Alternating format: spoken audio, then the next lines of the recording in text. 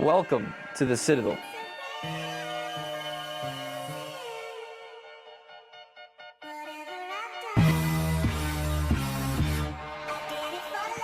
Ride the hallway, ride the bus. Walk my house, look like I'm in plus. Walk in the strip, she gon' make it buzz. So I'm Lucas Ferrer. I'm the Director of Video Production here at the Citadel.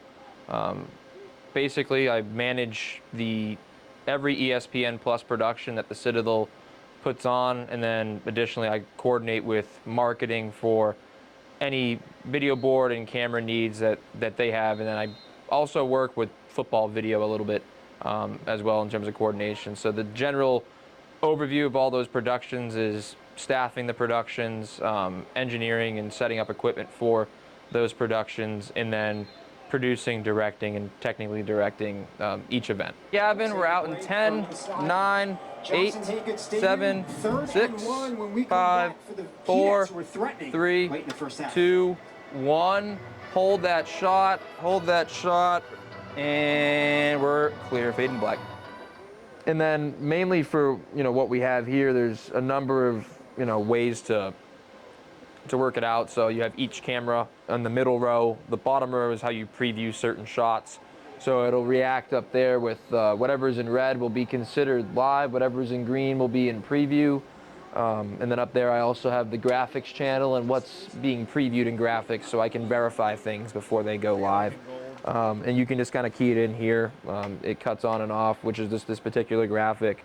And then a number of other things where you have all of the different replay wipes or all of certain things that are called macros, which are just things that are set up for memory. So if you wanted to go to replay with a specific, replay wipe, which is what we do, you would preview whatever replay channel you want to go through, then you would hit that specific wipe, then it would wipe to it, which it has a specific particular ID, which coordinates with the button, and then it just rinse and repeat from there. So throughout there you have, I think, 16, 17 inputs on the board. They get fed from another switcher before that. Set it up before. I name them to make sure it's even better for communication on the board, and we kind of just go from there.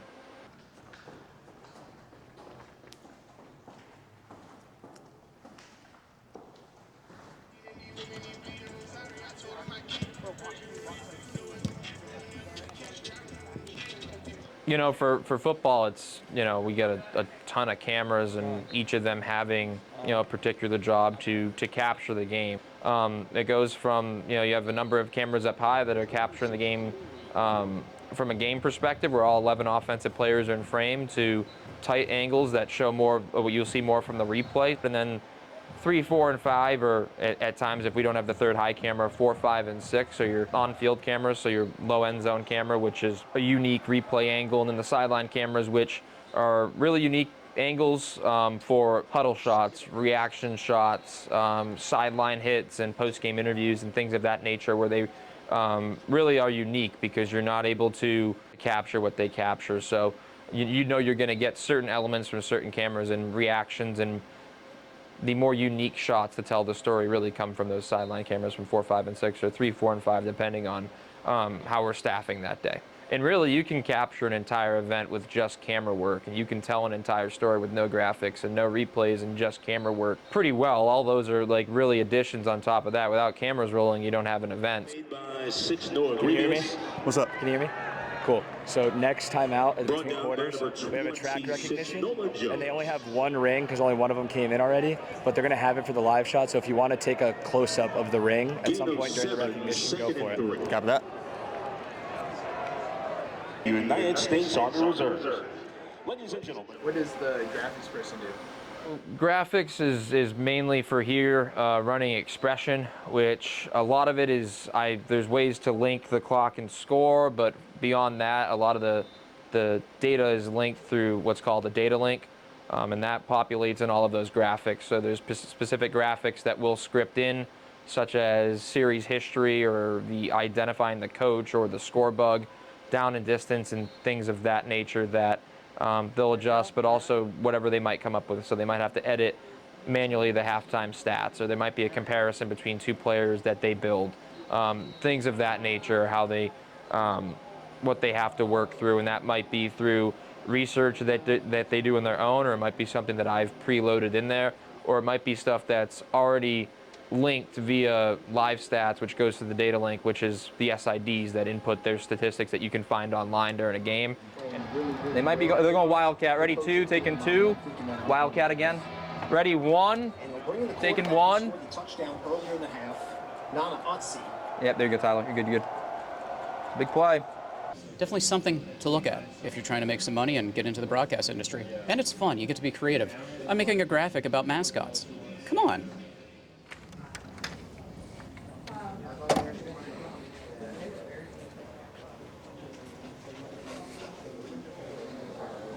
So 3Play covers live plays that may happen that we want to take a second look at, whether it be a scoring play in football or a scoring play in basketball, or an injury or a penalty or something of that nature, and also other preloaded elements that we desire to show.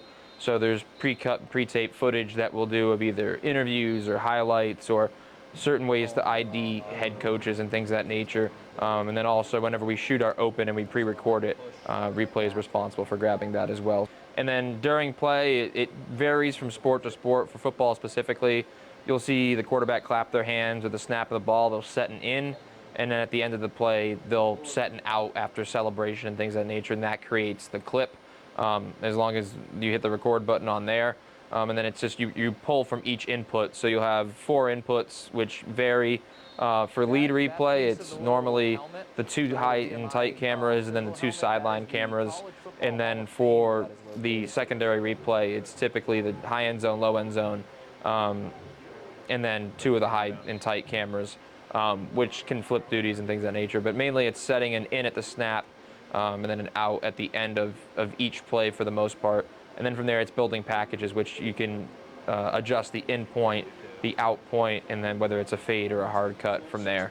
And then there's I think you have up to 16 playlists that you can kind of play around with. So overall, just the added element of replay to any sports broadcast is pivotal.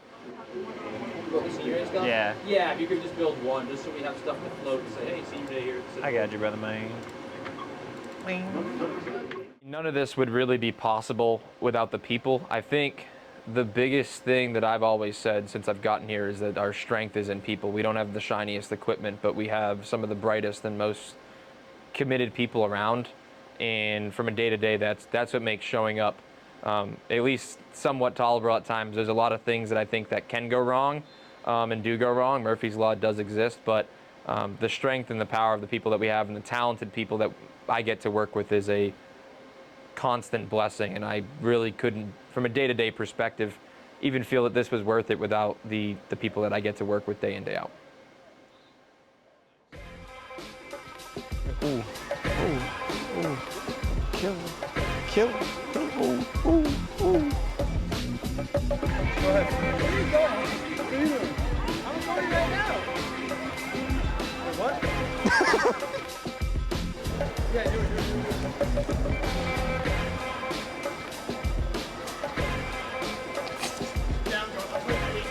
Kobe Bryant. Huh? Over here, surely. No. How many followers do you have? Not enough.